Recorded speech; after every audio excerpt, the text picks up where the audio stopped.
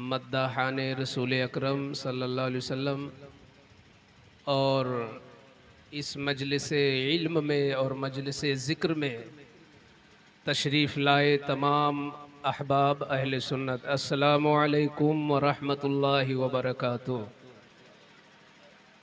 अल्हम्दुलिल्लाहि रब्बिल आलमीन वल आक़िबतु लिल मुत्तक़ीन वस्सलातु वस्सलामु अला सय्यिदिल अंबियाइ वल मुरसलीन अम्मा बाद फ़अऊज़ु बिल्लाहि मिनश शैतानिर रजीम बिस्मिल्लाहिर रहमानिर रहीम क़ुल हल यस्तविल लज़ीना यअलमून वल्लज़ीना ला यअलमून आमन्तु बिल्लाहि सदक़ल्लाहुल अज़ीम। इंतहाई अदब व एहतराम, खुलूस व मोहब्बत के साथ और पूरी शाइस्तगी और संजीदगी के साथ बारगाह रिसालत माम में दुरूद शरीफ का हदिया पेश कर लें।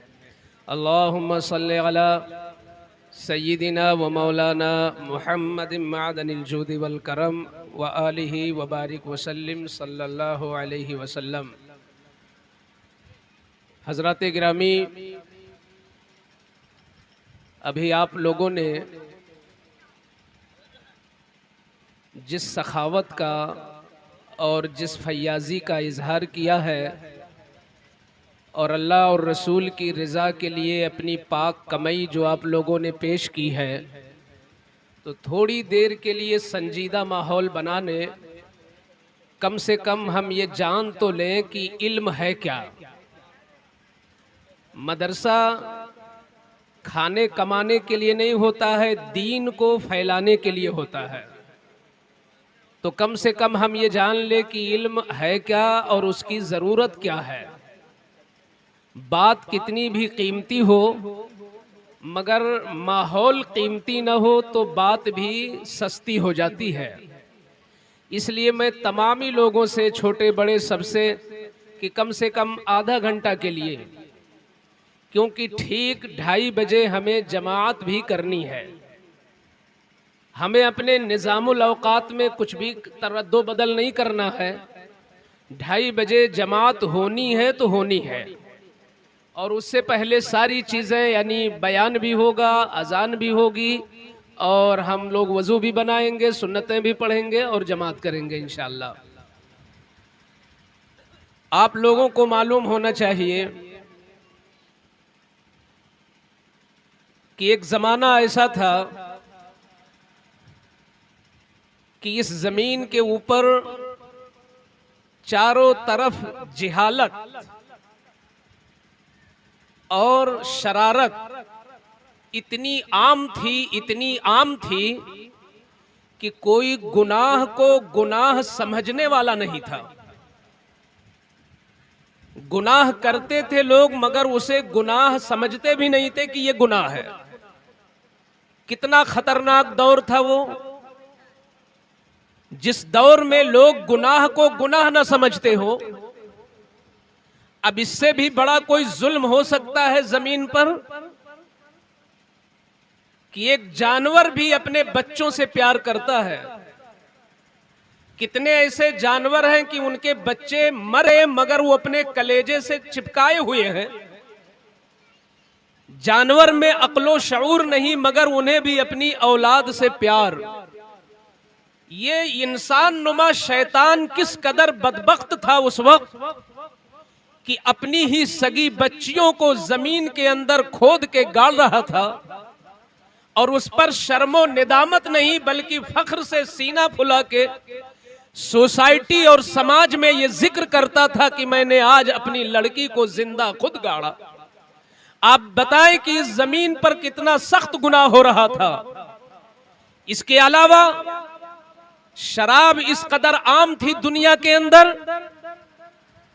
कि जैसे आज चाय मेहमान को आप देते हैं कि आने वाला आया फौरन चाय, गर्मी के जमाने में आने वाला आया फौरन कोल्ड ड्रिंक। ये चीजें इतनी आम नहीं है जितनी उस जमाने में शराब आम थी।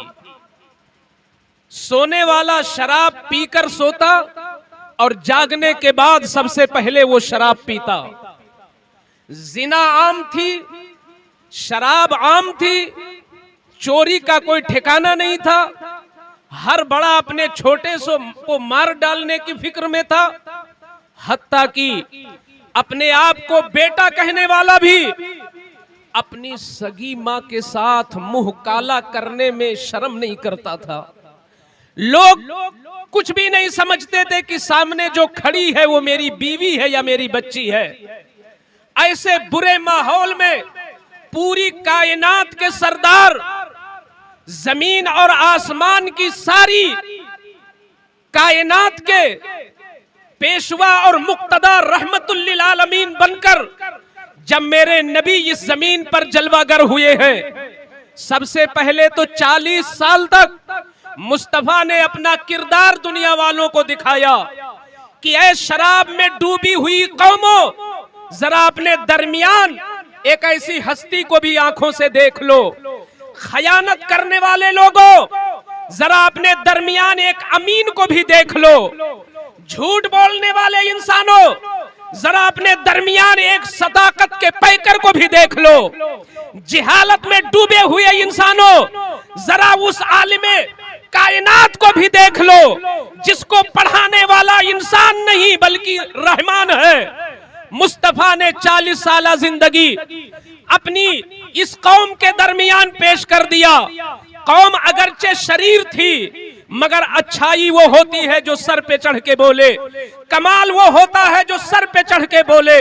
वही मक्का के जालिम जो एक तरफ मुस्तफा को कभी मजनू कहते, कभी दीवाना कहते, कभी जादूगर कहते, मगर इससे बड़ी सच्चाई क्या हो सकती है कि मक्का के रहने वाले अगर अपनी अमानत रखना होता तो ना पड़ोसी के पास रखते, ना अपने बाप के पास रखते, ना अपनी औलाद के पास रखते, ना अपने दोस्त के पास रखते, मगर ये मुस्तफा की शान अमानत है कि जो जालिम अपने आप को मुस्तफा के सामने तलवार लेकर खड़ा करने की फिक्र में होते कि इस नबी को कम मार देते, मगर मुस्तफा की अमानत से वो इतने मुतासिर होते कि जब अपना कीमती माल रखना होता तो अपने बाप के पास नहीं रखते मगर मोहम्मद अरबी के पास रखकर ये बताते कि अगर जमीन पर कोई अमीन बन के आया है तो मुस्तफा अमीन बन के आए। नारे तकबीर, नारे रिसालत,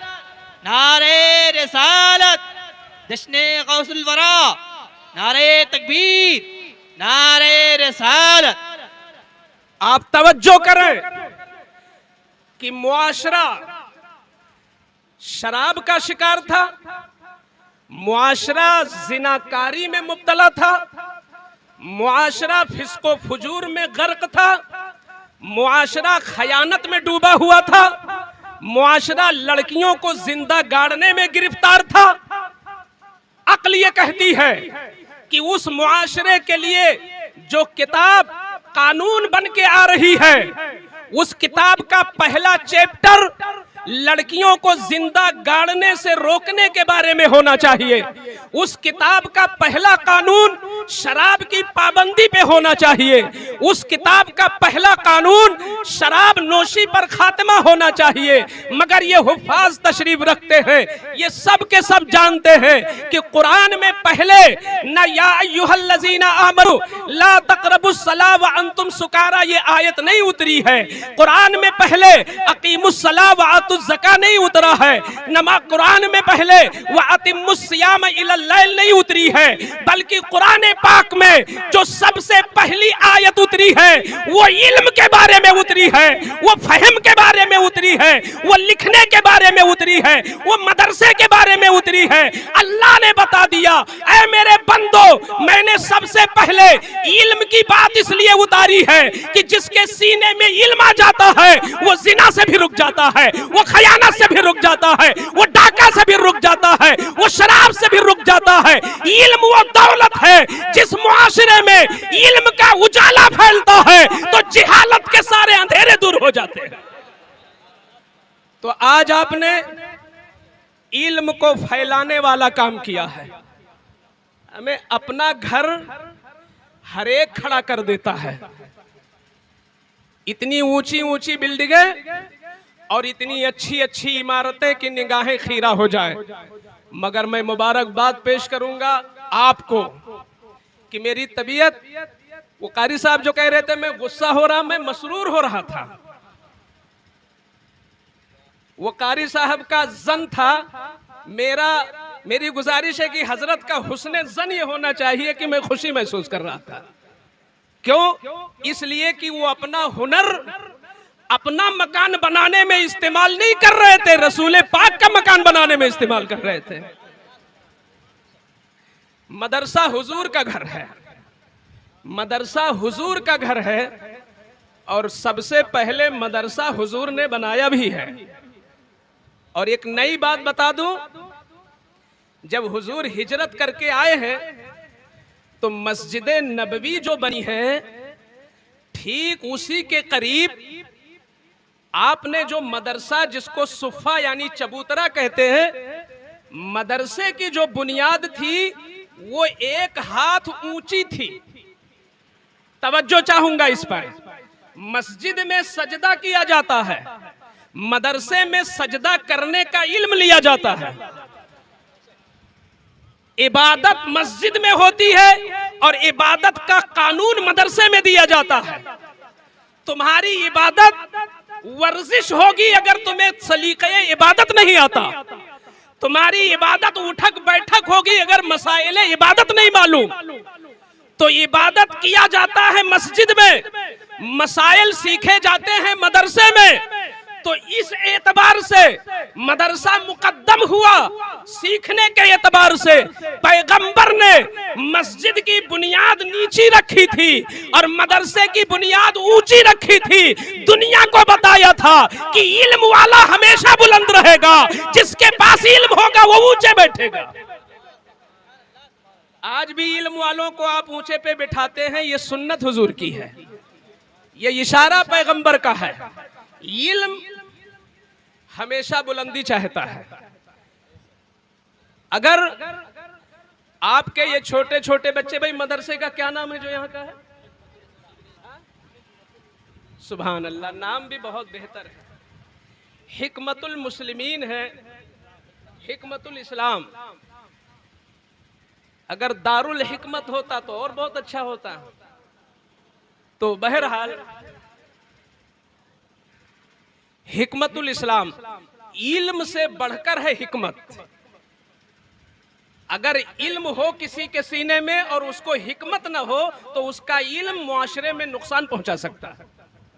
जिस आलिम में हिकमत होती है उस आलिम का इल्म मुआशरे को फायदा देता है। और मैंने ऐसे भी इल्म को देखा है कि इल्म है, हिकमत से खाली है बदन। तो ऐसे आलिम के या ऐसे जानकार के इल्म से कभी कभी नुकसान भी हो जाता है। हिकमत बहुत ऊंची चीज है और अल्लाह ने अपने नबी को सिर्फ आलिम नहीं बनाया, हकीम भी बनाया। और फरमाया कुरान में, वयुअल्लिमुहुमुल किताब वल हिकमा, ये मुस्तफा इल्म भी देते हैं और हिकमत भी अता फरमाते हैं। ये इल्म भी देते हैं और हिकमत भी अता फरमाते हैं। तो मैं कहना चाहता था, ये जो हिकमतुल इस्लाम मदरसे में आपका बच्चा आएगा, आपका जो बच्चा पढ़ने आएगा उसकी कीमत कितनी है समझ लो। सीमेंट देने वालों, सरिया देने वालों, मोरंग देने वालों, ईंटा देने वालों, मुबारक हो। आपका ईंटा ऐसे मकान में लगने जा रहा है कि पहली बात, उस मकान को हुजूर अपना मकान कह रहे हैं। उस जगह से हुजूर का दीन बुलंद होगा, उस जगह से लोगों के ईमान के तहफ्फुज की बातें की जाएंगी। और उस मदरसे में मुझे लगता है कि आपकी महफिल कबूल है। कभी कभी बारिश, मकबूलियत की भी बारिश होती है। और जब किसी हुस्ने अमल में बारिशें आ जाएं तो लोग रब्बे कायनात की तरफ से एक लतीफ इशारा है, बंदो मैंने तुम्हारा बैठना कबूल कर लिया है। हम बहुत बार भीग चुके हैं, खेतों में जाते हैं तो भीग जाते हैं अनाज काटने के लिए। अगर जिक्र रसूल में भीग जाए तो कौन सी दिक्कत है? क्या दिक्कत है? हमें भीग रहे हैं। अल्लाह के रसूल के मदरसे में जब तुम्हारा बच्चा जाएगा यस्सरनल कुरान पढ़ने, कायदा पढ़ने, कुरान पढ़ने, तो ये ना सोचना ये तो बहुत मामूली तालीम है, बुखारी पढ़ता, मुस्लिम पढ़ता, अबू दाऊद पढ़ता, नसाई पढ़ता। नहीं, जो पहली ईंट की कीमत होती है वो कीमत बाद वाली ईंटों की नहीं होती है। ये जो मकतब, जो छोटी तालीम है, इब्तिदाई तालीम, आपके मोहब्बतों का ये इम्तिहान है। और मुझे लगता है आले रसूल आ रहे हैं तो बरकत पहले ही से आ गई है। अल्लाह ताला की बारगाह में दुआ है कि मौला ताला इस महफिल को कबूल फरमा ले। क्या सलाम पढ़ लेंगे? चलने पर या नबी पढ़ लो थोड़ा सा। या नबी सलाम अलैका, या रसूल सलाम अलैका, या हबीब सलाम अलैका, सलावतुल्लाह अलैका, अस्सलातु वस्सलामु अलैका या रसूल अल्लाह सल्लल्लाहु अलैहि वसल्लम। दुआ के लिए हाथ उठा ले। ये अल्लाह तेरा शुक्र है, तूने हमारी महफिल को कबूल फरमा लिया है। या अल्लाह ये बारात रहमत की छींटें हम नेक फाली के तौर पर लेते मौला, ये तेरी मकबूलियत की बारिश है। यहाँ के लोगों के चंदों को कबूल फरमा ले, इनके ताउन को कबूल फरमा ले। मेरे मौला यहाँ जो तेरे महबूब का जिक्र हुआ उसे भी कबूल फरमा ले। या अल्लाह उस जिक्र के तुफैल जितने लोग हाजिर हैं सबकी हाजिरी कबूल फरमा ले। या अल्लाह उसके वसीले से हम सब की जायज़ दुआएं पूरी फरमा दे।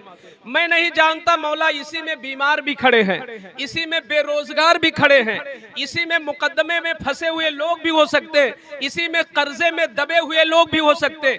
ये मुबारक महफिल, मकबूल महफिल है। मेरे मौला इस पूरी महफिल में जो नेक बंदा शामिल हो उसके तुफैल सबकी हाजिरी कबूल फरमा ले और सबकी जायज़ दुआएं पूरी फरमा। मौला इस मदरसे और इस काम को पाए तकमील तक पहुंचा दे। करने और कराने वालों की उम्र में, इल्म में खूब बरकतें रहमतें अता फरमा और हम सब के मरहूमीन की भी बख्शिश व मग़फ़िरत फरमा। बिलखुसूस हम सब का खातिमा ईमान पर फरमा। व सल्लल्लाहु तआला अला खैरि खल्क़िही व अला आलिही व अस्हाबिही अजमईन बिरहमतिका या अरहमर राहिमीन बिहक़्क़ि ला इलाहा इल्लल्लाह।